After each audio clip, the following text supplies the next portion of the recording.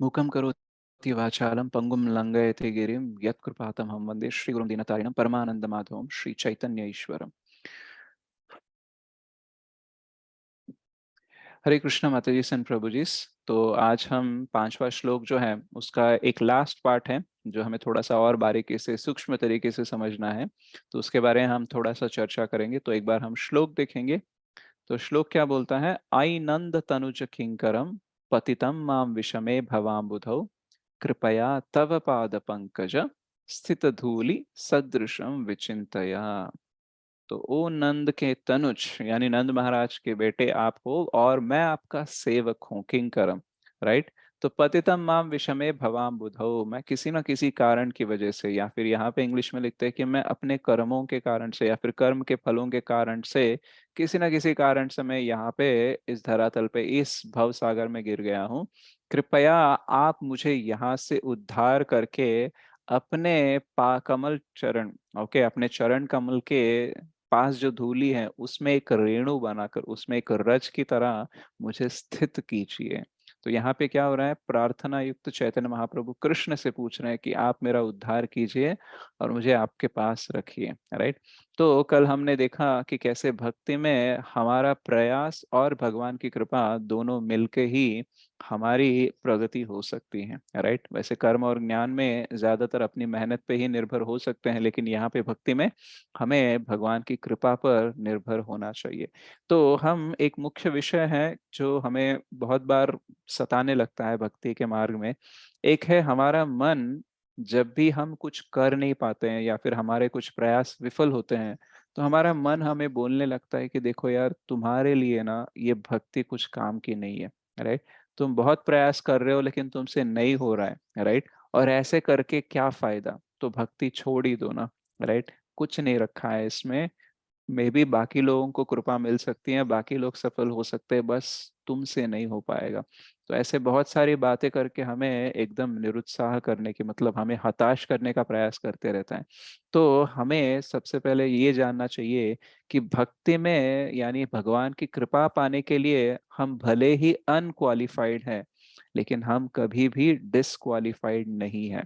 Right. तो unqualified का क्या मतलब है? देखो, मेरी हैसियत नहीं है या फिर शायद मैं कृपा का पात्र नहीं बन सकता। राइट। मेरी उतनी एलिजिबिलिटी नहीं है।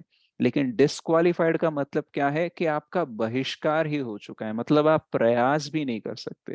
अनक्वालिफाइड मतलब एलिजिबिलिटी अभी नहीं है लेकिन मैं प्रयास करूंगा तो शायद मुझे एलिजिबिलिटी मिल सकती है। लेकिन डिस्क्वालिफाइड का मतलब क्या है? कि आप एकदम, आप इतना बहिष्कार आपको कर चुके हैं कि आप प्रयास भी नहीं कर सकते। जैसे कभी कभी हम देखते हैं ओलंपिक्स में या फिर किसी गेम्स में कि कोई बंदा ड्रग्स ले लेता है तो उसको डोपिंग में पकड़ा जाता है और उसे बोलते हैं कि देखो अभी आप इस श्रृंखला में या फिर इस प्रतियोगिता में आप भाग नहीं ले सकते हो। Right. You are actually barred from the competition. Right. तो वो होता है डिस्क्वालिफाइड। तो इसमें हम प्रयास भी नहीं कर सकते क्योंकि हमने रूल्स ब्रेक कर दिए, तो हमें यहाँ से खेल से बाहर हो गए। राइट। तो अगर भक्ति में देखा जाए तो हम कभी भी डिस्क्वालिफाइड नहीं हो सकते। राइट। भले ही हमने कितने भी अपराध कर लिए हो वैष्णवों के प्रति या फिर भगवान के प्रति या फिर समस्त जीवों के प्रति। राइट। कितने भी हमने अपराध कर लिए हो, कितने भी पाप कर लिए। राइट।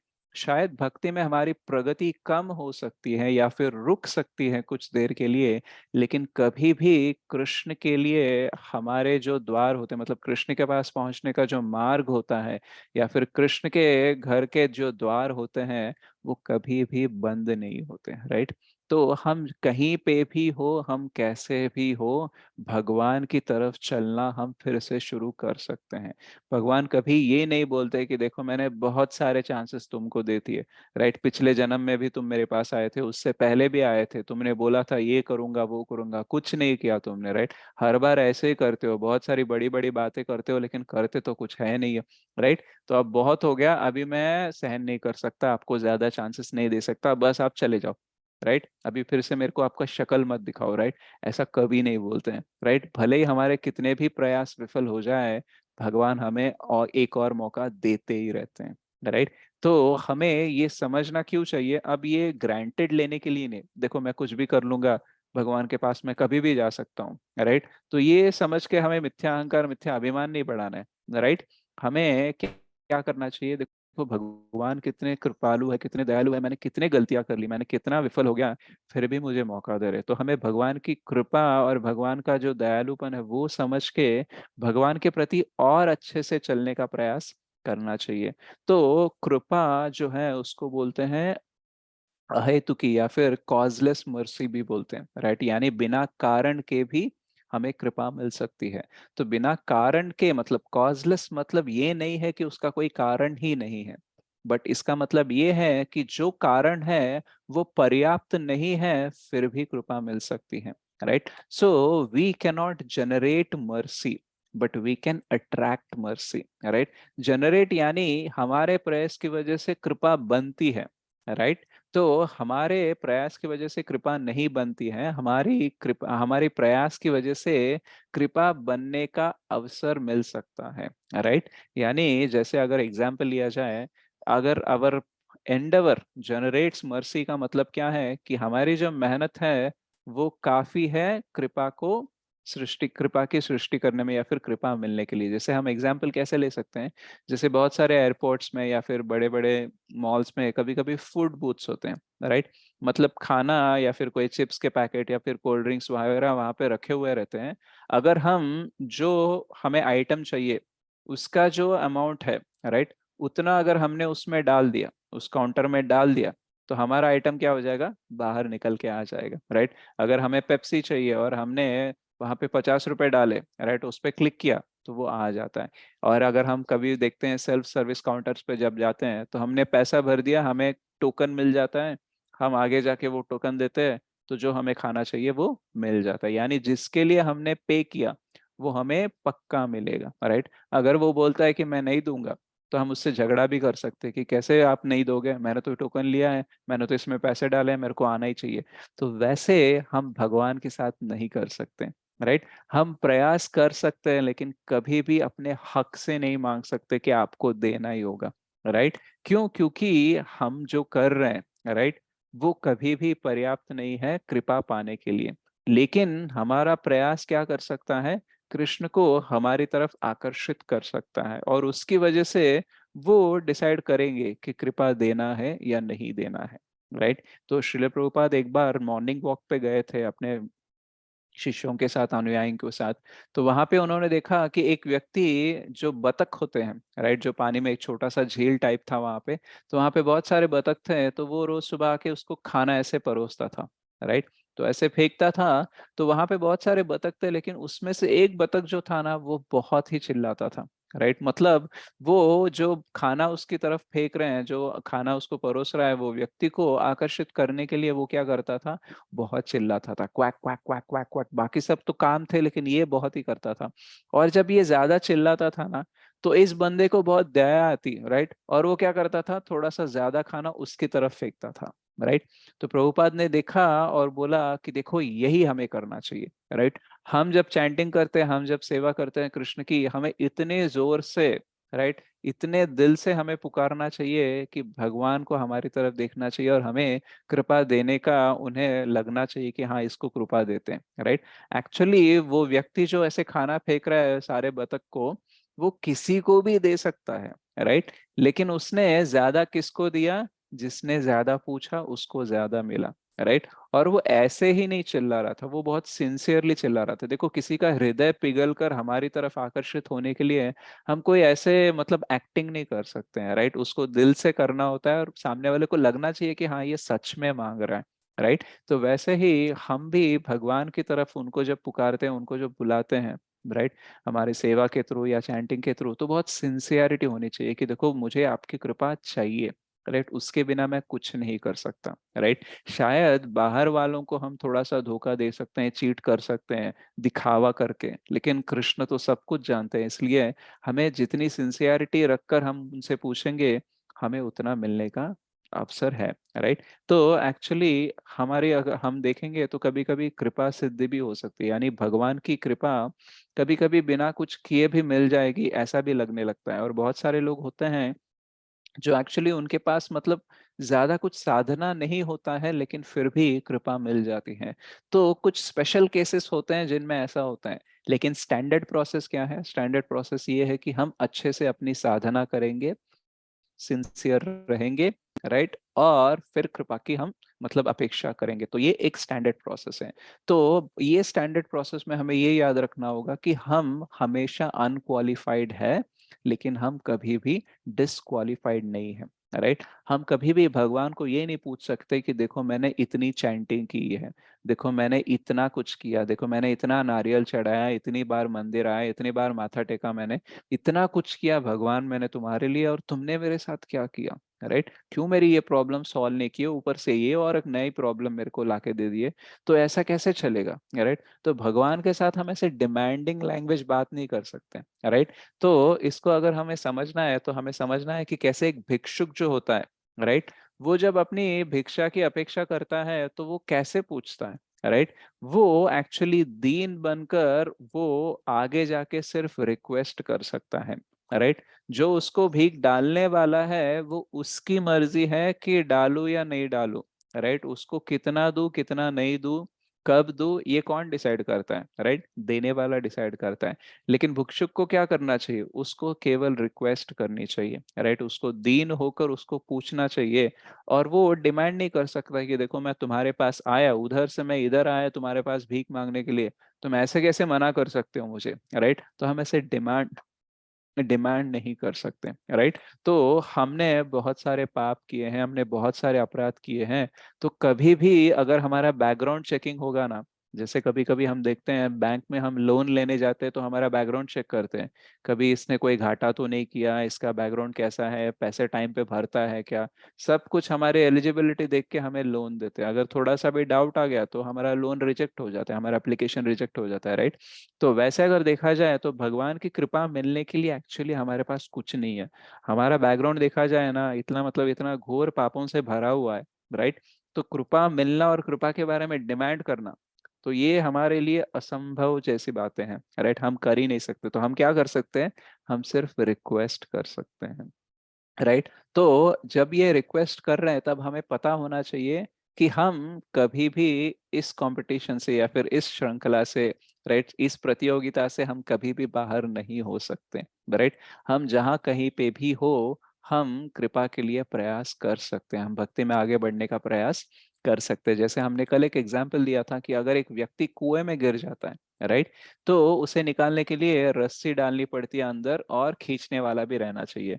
तो कभी कभी हमारा मन ऐसा बोल देता है ना हमें कि देखो यार, तुम इस कुएं में पड़े हो और उस कुएं की गहराई इतनी है ना कि वो ऊपर से जो रस्सी डाल रहे हैं ना उसके पास उतनी रस्सी नहीं है कि वो तुम्हारे तक पहुंचे और तुम उसे पकड़ के बाहर आ जाओ, राइट। कभी कभी हम किसी को बोलने लगते हैं कि देखो ये इतना पतित है, ये इतना गिरा हुआ है कि इसका भगवान भी कुछ नहीं कर सकता, राइट। तो कभी कभी अपने आप के बारे में भी हमें लगने लगता है कि देखो यार, मैं इतना बुरा हूँ, इतना मैं कुछ कर चुका हूँ, अब मुझे नहीं लगता कि मैं भक्ति में आगे बढ़ूंगा। तो हमें क्या याद रखना है? हमें ये याद रखना है कि हमने जब भक्ति शुरू की थी ना, तब हम बहुत ही दीन परिस्थिति में थे, राइट। आज से अगर कंपेयर करो तो 10 दिन पहले या फिर कल तक भी हम इससे बहुत बुरे थे। जब वह उस टाइम पे हमने भक्ति स्टार्ट किया तो हमें धीरे धीरे से कृपा मिलके यहाँ तक आए हैं, तो यहाँ से आगे बढ़ने में क्या दिक्कत हो सकती है, राइट। यानी जब हम ज्यादा पतित थे तभी भगवान ने उठाने का प्रयास किया हमें, तो आज हम थोड़े कम पतित हैं, राइट। तो क्यों भगवान की कृपा नहीं मिलेगी हमें, राइट। तो मन हमारा हमें बहुत ही अपने आप के बारे में बहुत बुरा समझाएगा हमें, राइट। हमें बोलेगा कि तुमको कभी कृपा नहीं मिल सकती, तुम कभी आगे नहीं बढ़ सकते, बाकी लोगों को शायद मिल जाएगा लेकिन तुमसे नहीं हो पाएगा, तुम्हें नहीं मिलेगा, राइट। ऐसा हमें बहुत कुछ सुनाने का प्रयास करता है। अगर ये बातें हमने जान ली और हमें याद है कि देखो मैं अनक्वालिफाइड तो हूँ, राइट, शायद मैं कृपा के लिए मैं हक से नहीं मांग सकता, लेकिन मैं प्रयास कर सकता हूँ क्योंकि मैं कभी भी डिसक्वालिफाइड नहीं हूँ। भगवान कभी भी किसी जीव का बहिष्कार नहीं करते, राइट। वो देखते हैं कि अगर ये प्रयास करता है तो मैं कृपा दे दूंगा, लेकिन कभी ये नहीं बोलते कि तुम कितना भी प्रयास कर लो मैं तुम्हारी तरफ देखने वाला ही नहीं हुआ, ऐसा कभी नहीं बोलते हैं वो, राइट। तो ये अगर हमें पता है तो क्या हो गया, थोड़ा सा उत्साह हम इकट्ठा करके, राइट, हम थोड़ा और प्रयास करेंगे, राइट। तो अगर हम देखें तो पहले 5 श्लोक जो हैं शिक्षाष्टकम में, वो साधना भक्ति के बारे में बताते हैं, और जो छठवां, सातवां और आठवां श्लोक है वो हमें भाव और प्रेम भक्ति के तरफ हमें लेके जाता है। तो अगर ये पूरा 8 को अगर हम संबंध, अभिधेय और प्रयोजन, ये जो 3 कॉन्सेप्ट होते हैं, जो नए लोग हैं उनको ज्यादा परिचित नहीं होंगे, तो संबंध का मतलब क्या है कि हमें ये जानना है कि किसके साथ हमें संबंध स्थापित करना है, राइट। तो हम भूल चुके हैं कि हम कृष्ण के साथ हमारा संबंध होना चाहिए, राइट। तो जब हमें ये ज्ञान मिलने लगता है कि देखो कृष्ण के साथ हमें संबंध होना चाहिए, तो इसको बोलते हैं संबंध ज्ञान। और अभिधेय का मतलब, ये संबंध किसके साथ रखना है ये तो हमें पता चल गया है, लेकिन अभी इसको पुनः स्थापित करने के लिए, इसको स्ट्रांग बनाने के लिए मुझे क्या क्या करना पड़ेगा, तो उसको बोलते हैं अभिधेय, राइट। और अगर मैं स्थापित करूंगा अच्छे से अपने संबंध को, उनके साथ अच्छा रहूंगा, तो मुझे क्या मिलेगा, राइट, तो रिजल्ट क्या मिलेगा, उसको बोलते हैं प्रयोजन, राइट। तो पहले 5 श्लोक जो है वो बताते हैं हमें संबंध ज्ञान के बारे में। देखो कृष्ण कितने महान है और कृष्ण के साथ हमें संबंध रखना है, राइट। और ये जो पूरे 8 श्लोक हैं, इसको एक तरीके से देखा जाए तो ये अभिधेय का ज्ञान देते हैं, यानी हमें क्या करना चाहिए ताकि हम कृष्ण के साथ पुनः संबंध स्थापित कर सकते हैं। और छठवां और सातवां और आठवां श्लोक देखते हैं हम, तो हमें प्रयोजन के बारे में पता चलता है, अगर हमने संबंध को स्थापित कर लिया तो रिजल्ट कैसे मिल सकता है, राइट। तो ये थोड़ा सुनने में थोड़ा कंफ्यूजन होगा, लेकिन सिंपल है। हमें किसके पास जाना है, क्या करना है, करेंगे तो क्या रिजल्ट आएगा, तो ये सिंपल सी बात है, राइट। तो यहाँ पे जब हम देखते हैं तो पहले 5 में हमने देखा, देखो हमें साधना ऐसी करनी चाहिए, राइट। आगे जाके हम देखेंगे कि कैसा रिजल्ट हमें मिलेगा। तो इसको हम अगर थोड़ा सा और इजीली समझने का प्रयास करेंगे, तो सेम यही बेगर वाला एग्जाम्पल हम ले सकते हैं। इंग्लिश में कहावत होती है कि beggars are not the choosers, right. तो जो भिक्षुक है वो डिमांड नहीं कर सकता है कि मेरे को यही चाहिए वो ही चाहिए, राइट। वो मिनिमम से मिनिमम डिमांड करेगा, और वो भी बहुत ही दीन होकर, बहुत ही रिक्वेस्टिंग मोड में, प्रार्थना युक्त होकर ही वो करेगा सिंसियरली, उससे ज्यादा कर नहीं सकता। तो अगर देखा जाए ये जो प्रोसेस होता है, राइट, जब हम ये भिक्षुक का एग्जाम्पल दे रहे हैं ना, तो हमारा मिथ्या अहंकार बोलेगा कि क्या मैं भिखारी हूँ, राइट, क्या मैं इतना बुरा हूँ, इतना गिरा हुआ हूँ कि मुझे भगवान के पास जाके भीख मांगनी चाहिए। तो हमारा मिथ्या अहंकार और मिथ्या अभिमान ना, हमारे हमको जब ऐसे एग्जाम्पल सुनते हैं ना तो बुरा लगने का भी हो सकता है, राइट। लेकिन हमें समझना चाहिए कि हम किससे मांग रहे हैं और क्या मांग रहे हैं, राइट। और हमारा बैकग्राउंड भी हमें पता होना चाहिए। कभी कभी एक मूर्ख या फिर एक पागल व्यक्ति को पता नहीं होता है कि वो पागल होता है, राइट। और उसे लगता है कि मैं तो नॉर्मल हूँ, राइट, और मुझे इन सब की बात क्यों सुननी चाहिए। लेकिन जो व्यक्ति बुद्धिमान होता है, जो नॉर्मल पर्सन होता है, जो पागल नहीं है, उसको पता होता है कि ये सामने वाले की कैसी स्थिति है और वो क्या मांग सकता है, क्या डिमांड कर सकता है, राइट। तो एक्चुअल में देखा जाए तो भिक्षा मांगने में 3 स्टेजेस होते हैं। पहले, तो जो हमसे, जिससे हम भिक्षा एक्सपेक्ट कर रहे हैं, अपेक्षा कर रहे हैं, उसका गुणगान करना चाहिए हमें, राइट। और हमारी दीन परिस्थिति को भी हमें व्यक्त करना चाहिए। और उसके बाद में हमें पूछना चाहिए, देखो आप महान हो, मैं दीन हूं, आप मुझे कृपा दीजिए, राइट। तो ये होते हैं 3 स्टेज। तो अगर हम देखते हैं यहाँ पे, तो पहला श्लोक जो हुआ था, राइट, तो हम कृष्ण के नाम के महिमा के बारे में बात कर रहे हैं कि कितना पावरफुल है, राइट, और कितना कुछ हो सकता है। फिर दूसरे श्लोक में हमने अपनी दीनता के बारे में बताया कि देखो दुर्दैव मीदृशम इहा जनि नानुरागहम, यानी मेरी इतनी दीन परिस्थिति है कि आपने इतना कुछ दे दिया, लेकिन मेरा नाम के प्रति कोई आसक्ति ही नहीं है। फिर हमने तीसरे श्लोक में देखा कि अगर आसक्ति बढ़ानी है तो हमें क्या क्या करनी चाहिए। और फिर चौथे श्लोक में हमने देखा कि अगर आसक्ति बढ़ती है तो भाव कैसे रहता है। और 5वें श्लोक में हमने देखा कि अब प्रार्थना कर रहे हैं कि देखो मुझे यहाँ से उठा के, राइट, भगवत धाम लेके जाओ, अपने चरण कमलों में स्थित करो, राइट। तो ये जो प्रार्थना है, ये केवल ये नहीं है कि देखो मेरे भौतिक जीवन में या फिर भौतिक जगत में जो प्रॉब्लम चल रही है वो ही सॉल्व कर दो। यहाँ पे तो हम पूछ रहे हैं कि देखो ये मेरी भौतिक चेतना है ना, इसको ही मुझे बदल दो, इसको ही आध्यात्मिक चेतना में कन्वर्ट कर दो, ताकि एक्चुअली क्या होता है, बहुत बार हम ये प्रॉब्लम्स जो हमारे बाहर है, राइट, वहां सॉल्व करने की रिक्वेस्ट हम करते हैं। लेकिन एक्चुअली बाहर की चीजें कितनी भी ठीक कर दो, अगर मन ठीक नहीं है, चेतना ठीक नहीं है, तो सब कुछ होने के बावजूद भी हम दुखी रहते हैं, राइट। तो एक्चुअली कहाँ बदलाव चाहिए, हमारी चेतना में बदलाव चाहिए। चेतना अगर बदल गई, राइट, तो जो चीजें ऑलरेडी है उससे भी हम खुश हो सकते हैं, लेकिन अगर चेतना नहीं बदली तो भले ही कितने चीजें जोड़ दो जिंदगी में, हम खुश नहीं हो सकते। राइट। तो हमने 5वें श्लोक में देखा कि कैसे हम अपनी चेतना बदलने का भी हम वहां पे रिक्वेस्ट कर रहे हैं। तो इस भवसागर से ऊपर उठाना मतलब दो है। एक हमको फिजिकली इस धाम से मतलब भौतिक से आध्यात्मिक जगत में जाना, और ऊपर से जब तक यहाँ पे है तब भी हमारी चेतना आध्यात्मिक होना। राइट। तो ये हम भगवान से प्रार्थना कर रहे हैं। तो कभी कभी क्या होता है हमसे गलती, सबसे बड़ी गलती क्या होता है, हमें पता ही नहीं होता है कि कृष्ण कौन है और कृष्ण की कितनी महानता है। राइट। और दूसरी चीज हमें यही नहीं पता होता कि हम कितने बुरे परिस्थिति में हैं। राइट। जैसे मैंने बोला कि अगर एक पागल व्यक्ति है तो वो कितने बुरे परिस्थिति में है, राइट, कितने दीन परिस्थिति में, उसको पता नहीं चलता। राइट। उसको तो ऐसा लगने लगता है कि पूरी दुनिया पागल है और मैं ठीक हूँ। राइट। लेकिन जो बुद्धिमान होता है, जो नॉर्मल पर्सन होता है, उसको पता होता है कि यार ये पागल आदमी होना मतलब कितना बुरा होता है। राइट। तो भगवान को पता है, राइट, कि हम कितने दीन स्थिति में हैं, लेकिन हमको नहीं पता है कि हम कितने दीन स्थिति में हैं। एक सतचित आनंद आत्मा अगर असत अचित निरानंद बॉडी यानी भौतिक बॉडी में है तो कितना बुरा होता है। हम इतने दिनों से रह रहे तो हमें उतना पता नहीं चलता है। हम बोलते हैं जब भी हमारा प्रॉब्लम चल रहा है, बॉडी में कुछ पेन आ रहा है, तब हम बोलते हैं कि यार ये बॉडी ना मतलब अच्छा नहीं है, भौतिक जीवन। लेकिन जब सब कुछ अच्छा चल रहा है ना, तब हम भूल जाते हैं। राइट। लेकिन कृष्ण को हमेशा ज्ञात रहता है कि देखो एक आत्मा को एक भौतिक शरीर में रहना बहुत मुश्किल बात है। राइट। तो एक तो हम कृष्ण को नहीं जानते, दूसरा हम खुद को नहीं जानते, इसलिए हम क्या होता है हम ठीक तरीके से प्रार्थना ही नहीं करते। राइट। अगर मान लो कोई भिक्षुक आ रहा है अपने पास अच्छे से सूट बूट पहन के, और वो एकदम उसके पर्स में भी पैसे हैं, गॉगल पहन के, अच्छी सी घड़ी पहन के, अच्छा सा मोबाइल लेके हमारे पास आ रहा है, और अगर वो भीख मांग रहा है तो हम बोलेंगे कि यार तुम क्यों पूछ रहे हो, तुम्हारे पास तो सब कुछ है ना। राइट। तुम दीन परिस्थिति में होकर, दीन परिस्थिति ज्ञात है, उसके बाद में आके पूछ रहे हो, तो देने वाला भी सोचेगा कि दूं कि नहीं। लेकिन अगर हम ऐसे आ रहे हैं रेडी होके, तो कोई भी हमें भिक्षा नहीं देगा। राइट। तो ये एग्जाम्पल क्यों दे रहा हूँ, क्योंकि जब हम चैंटिंग करते हैं, भगवान से प्रार्थना करते हैं, तब हमें सब कुछ याद रहता है कि हम सोचते हैं देखो मैं फलाना फलाना हूँ, मेरा ये नाम है, मेरा ये एक्चुअली स्टेटस है, मैं इतना हूँ, मैं ये हूँ, मैं वो हूँ। तो ये सारे डेजिग्नेशन यानी उपाधि जो है, ये सब हम सर में रख के बात करते हैं भगवान से। इसलिए क्या हो जाता है, हम में सिंसियरिटी नहीं होती। राइट। तो ये सब जो है, ये सब भौतिक उपाधि जो है, ये कभी ना कभी ये मिटने ही वाले हैं। हर जन्म में अलग अलग उपाधि हमें आते ही रहते हैं।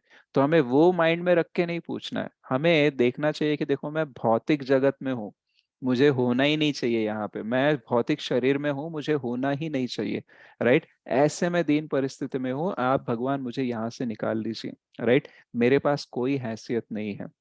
राइट। मेरे पास कोई स्किल नहीं है, कोई टैलेंट नहीं है, बस मैं आपके कृपा के ऊपर ही निर्भर हूँ। राइट। ऐसी अगर हम उनसे रिक्वेस्ट करेंगे तो शायद कृपा मिल सकती है। राइट। तो एक अगर भिक्षुक जो होता है वो बोल देता है पहले कि देखो आप इतने महान हो कि आप मुझे कुछ ना कुछ दे ही सकते हो, और मैं इतना दीन हूँ कि मुझे किसी के कृपा के बिना मेरा कोई जीवन चल ही नहीं सकता। जब ऐसा भावना होता है तभी कृपा मिलने का चांस होता है। तो जब हम भगवान से प्रार्थना करते हैं, जब हम सेवा करते हैं, तब हमें ऐसा मूड रखना चाहिए। राइट। हमें शास्त्र समझाते हैं कि हम कितनी दीन परिस्थिति में हैं। राइट। इस भौतिक जीवन में जितना भी थोड़ा बहुत सुख जो हमें मिल रहा है, राइट, एक्चुअली हमारे साथ बहुत धोखा हो रहा है। राइट। हम कितनी मेहनत करते हैं और हमें कितना आनंद मिलता है, इसका भी हिसाब अगर हम देख ले तो हमें पता चलता है कि यार हर रोज हर क्षण हमारे साथ धोखा ही हो रहा है। राइट। एक तो हम सतचित आनंद है, यानी आनंद का प्रयास ही नहीं करना चाहिए हमें, लेकिन हम रोज आनंद के लिए प्रयास करते हैं। राइट। और चित यानी हमारे पास सब कुछ नॉलेज है, फिर भी हम नॉलेज का प्रयास करते हैं। और हम सत हैं। राइट। यानी हम हमेशा रहते हैं, लेकिन हमें हर बार यहाँ पे जन्म मृत्यु करना पड़ता है।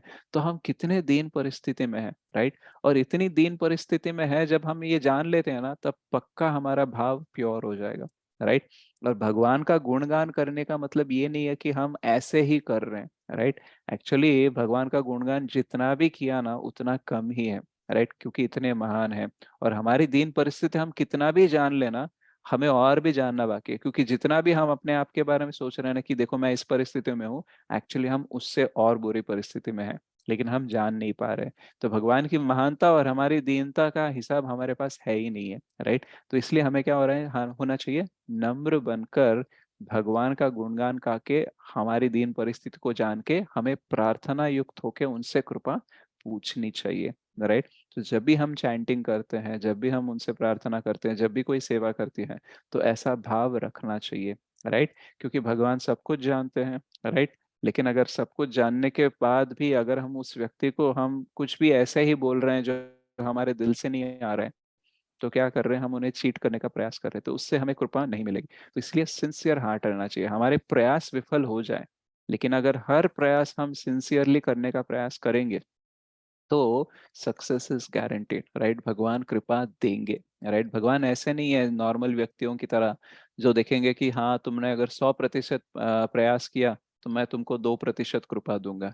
भगवान बोलते हैं 2% प्रयास करो ना, तब भी तुमको 80-90% कृपा मिल जाती है। भगवान तो जस्ट थोड़ा सा वेट करते हैं कि हम कितना प्रयास कर रहे हैं। मतलब वो मिनिमम से मिनिमम प्रयास देखकर भी बहुत कृपा देना चाहते हैं, लेकिन हम उतना भी प्रयास नहीं करते, और जितना भी हम करते हैं उसमें भी डिमांडिंग कि देखो मैं इतना कर रहा हूँ, उतना कर रहा हूँ, राइट। तो फिर ऐसा वाला मूड हमें चेंज करना चाहिए, कभी ना कभी हमें बदलना चाहिए। हमें समझना चाहिए कि हम कौन है, भगवान कौन है, और हमें कितना जल्दी से जाना है भगवत धाम, कितना जल्दी से यहाँ से निकलना है, ये हमारे ऊपर निर्भर है। तो यहाँ पे चैतन्य महाप्रभु भगवान है, लेकिन वो खुद भक्त के अवतार में आके हमें समझा रहे कि देखो हमारा मूड कैसे होना चाहिए, हमें कितना प्रार्थना युक्त होना चाहिए, राइट। तो आज हमने क्या सीखा कि हम अनक्वालिफाइड है, लेकिन डिसक्वालिफाइड नहीं है। हमारे प्रयास विफल हो सकते हैं, हमारी कोई एलिजिबिलिटी ना हो, लेकिन हम प्रयास फिर भी कर सकते हैं, क्योंकि हमने हमारे लिए हमेशा कृष्ण के द्वार ओपन ही है, कृष्ण के पास जाने का मार्ग हमेशा खुला ही रहता है। भले ही हम कितने भी गहरे कुएं में गिर गए हो, कृष्ण हमें वहां से बाहर निकाल सकते हैं। और हमें कैसा मूड रखना चाहिए, जैसे भिक्षुक होता है, जो अपनी दीन परिस्थिति को जानकर जो उसे चैरिटी देने वाला है, जो उस पे दया करने वाला है, उसका गुणगान करे और अच्छे से प्रार्थना युक्त होकर पूछे, तो उसे कृपा मिल सकती है। वैसे ही भगवान से भी हमें कृपा मिल सकती है, अगर हम भगवान का गुणगान करेंगे और अपनी दीन परिस्थिति को समझ कर, राइट, अच्छे सच्चे दिल से हम प्रार्थना युक्त होकर अगर पूछेंगे, तो कृपा अवश्य मिलेगी हमें, राइट। तो ये है श्लोक जहाँ पे हमें चैतन्य महाप्रभु सिखाते हैं, ऐनंद तनुज किंकरम पतितम माम विषमे भवाम्बुधौ कृपया तव पाद पंकज स्थित धूलि सदृशम विचिंतय। और अगर यहाँ पे देखा जाए तो कृपा भी कैसे पूछ रहे हैं वो, कि तव पाद पंकज स्थित धूलि सदृशम विचिंतय। यानी हम ये भी नहीं पूछ रहे कि भगवान आप मुझे सर पे बिठा लो, राइट। हम पूछ रहे हैं भगवान को कि बस आपके चरण कमल के पास जो धूली होती है ना, उसमें से एक रज कण कण बना के मुझे वहां पे स्थित करो, राइट। बट एक्चुअली भगवान को हम ऐसे रिक्वेस्ट करते हैं कि आपके चरण कमलों में जगह दे दो, लेकिन एक्चुअली भगवान तो हमें अपने हृदय में जगह देते हैं, राइट, अपने सर पे बिठा लेते हैं। देखो आप, कोई भी भक्ति अगर हम देखते हैं उसकी लीला में, तो अर्जुन के कैसी सेवा दी उसने, राइट, एकदम चैरिटियर बन के, ड्राइवर बन के, राइट। युधिष्ठिर महाराज के अश्वमेध राजस्व यज्ञ में कैसी सेवा दी उन्होंने। तो वो भक्त के लिए बहुत कुछ देते हैं, राइट। भले हम थोड़ा सा पूछ ले, वो भी अगर सिंसियरली पूछ लेते हैं ना, तो वो हमने जितना पूछा है ना उससे ज्यादा ही देते हैं। एक ऐसी बात बोलते हैं कि कृपा का मतलब क्या होता है, कि it may take longer than you expect, but you will get more than you deserve. यानी आप जब सोच रहे हो कि मुझे इस टाइम पे कृपा मिलेगी, उस टाइम पे कृपा मिलेगी, शायद देरी हो सकती है, राइट, लेकिन आपको आपसे जितनी आप अपेक्षा कर रहे हो उससे ज्यादा ही मिलेगा। ओके। श्री श्री शिक्षाष्टकम की जय, श्री चैतन्य महाप्रभु की जय। अभी हम दर्शन करेंगे और उसके बाद में maybe if Raghunath Puridas Prabhu is there he can add some points.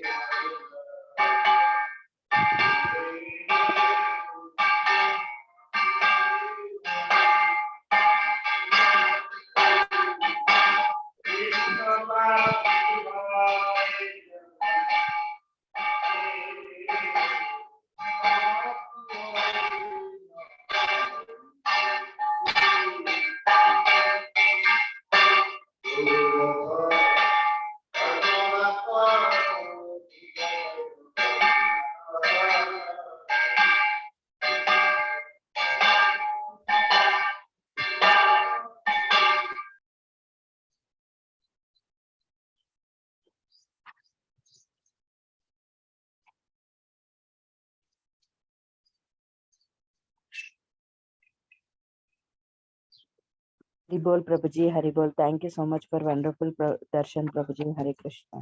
Hare Krishna. Raghunath Puridas Prabhu is there. Prabhu, would you like to add some points, Prabhu?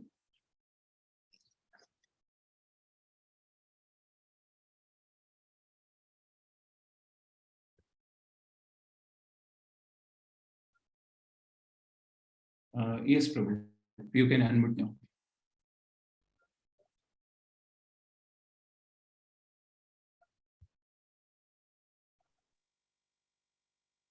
Hare Krishna, Prabhu. Thank you so much, Prabhu.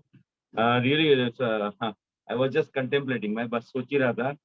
आपने बहुत सुंदर बोला और अगर आप मुझे थोड़ा समय दे तो मैं कुछ चीजों को और उसमें जोड़ के बताने का प्रयास करता हूँ. Sure, Prabhu.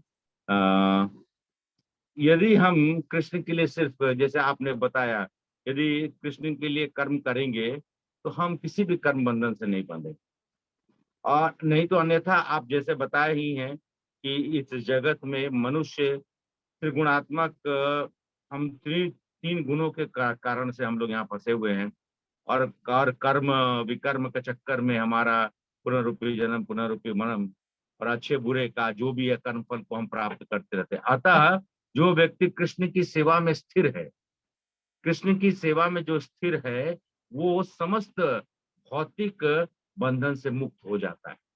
और ज्यों ही हम भक्तिमय सेवा में अपने आप को प्रदत्त करते हैं या हम उससे विमुख नहीं होते हैं और कृष्ण के प्रति हमारा आकर्षण बढ़ जाता है, तो तुरंत माया से हम दूर हो जाते हैं. नहीं तो माया हमको कैसे दबोचती है, वो महाप्रभु ने मतलब चेतन चैतन्यता में बताया है. मतलब उस कृष्णदास कोविराज गोस्वामी लिखते हैं, कृष्ण सूर्य सम माया अमधिकार, यहाँ कृष्णता ही नहीं माया अधिकार.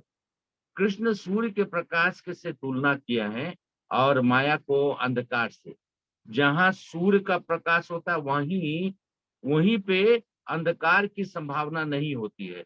तो जहाँ भगवान श्री कृष्ण की सेवा हम करते हैं, अतः हम और जगत में जितने भी 84 लाख योनियों में जो भगवान के प्रति जब उसकी समर्पण हो जाती है, वो अपने आप को, यहाँ तक कि एक कीट पतंग भी आप देखेंगे कभी कभी, हम लोग बहुत सारे कथा भी सुनते हैं कि यहाँ तक कि अगर एक एक महाराज महाराज जब रहते थे, मतलब हमारे भक्ति राघव स्वामी महाराज, तो यहाँ अपना कर्नाटका में उडुपी क्षेत्र के बगल में कुछ दूर पे तो एक कुत्ता था, और वो डेली सुबह में मंगल आरती में तो बहुत कम लोग जागते थे प्रभु, लेकिन वो कुत्ता जो था वो नित्य प्रतिदिन मंगल आरती में चल के आता था. तो कभी पहले तो लोगों ने उसको मना कर दिया, लेकिन एक दिन महाराज बोले कि नहीं, ये कभी ना कभी किसी न किसी समय में ये भक्ति किया हुआ है, इसको आने दो. आता था मंदिर के दरवाजा के मतलब सीढ़ी के पास ही, ज्यादा बड़ी मंदिर नहीं थी, छोटी सी थी. वहां पे आके वो चुपचाप वहां पे खड़ा हो जाता था या बैठ जाता था, और जब तक मंगल आरती होती थी तब तक वो वहां पे रहता था. और जैसे ही मंगल आरती होता था, खत्म होता था, वो फिर उठ जाता था, वो भी चला जाता था.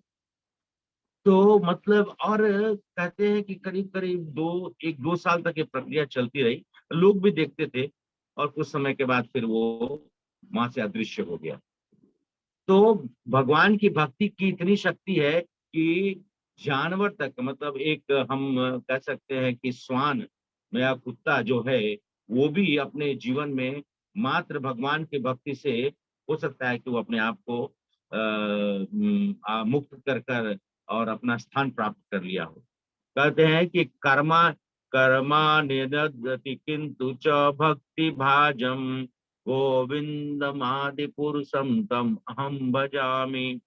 स्वर्ग के राजा इंद्र से लेकर और एक छोटा सा जो एक कीट पतंग, जिसको कि हम लोग इंद्रगोप भी कहते हैं, इंद्रगोप सबसे छोटा जानवर होता है, वो भी प्राणी जो है वो कर्म के फलों का सुख या दुख का भोग करता है. लेकिन वही जो है जब अपने आप को भगवान की सेवा में अपने आप को डाल देता है, तो इन सब चीजों से मुक्त हो जाता है और हर तरह के इस बंधनों से उसको मुक्ति मिल जाती है.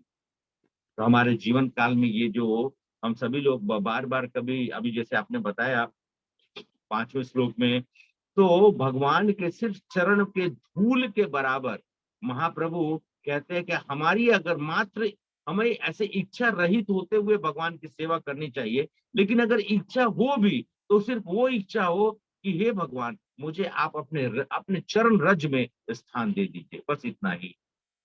तो बड़ा सुंदर हर श्लोक में आप अच्छे तरीके से बता रहे हैं, और इस श्लोक के माध्यम से हम सभी लोग के मन में शिक्षाष्टकम का पूर्ण रूप से जो ज्ञान है तो वो प्रकाशमय हो, और हम लोग इस शिक्षाष्टक का शरण लेकर महाप्रभु का शरण ले। Hare Krishna Prabhu, thank you so much प्रभु।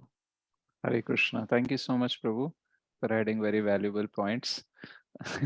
मुझे ये सुनकर बहुत ही अच्छा लगा कि ये मतलब एक स्वान भी जा सकता है मंगल आरती, लेकिन हम नहीं जा रहे। राइट। तो भक्ति में कोई एक्चुअली बाधा नहीं हो सकती किसी को, सिर्फ हमारा मन, हम खुद को ही रोकते हैं, अदरवाइज एक स्वान के शरीर में भी मंगल आरती अटेंड कर सकते हैं, भक्ति कर सकते हैं। थैंक यू सो मच प्रभु जी। हरे कृष्णा, दंडवत प्रणाम।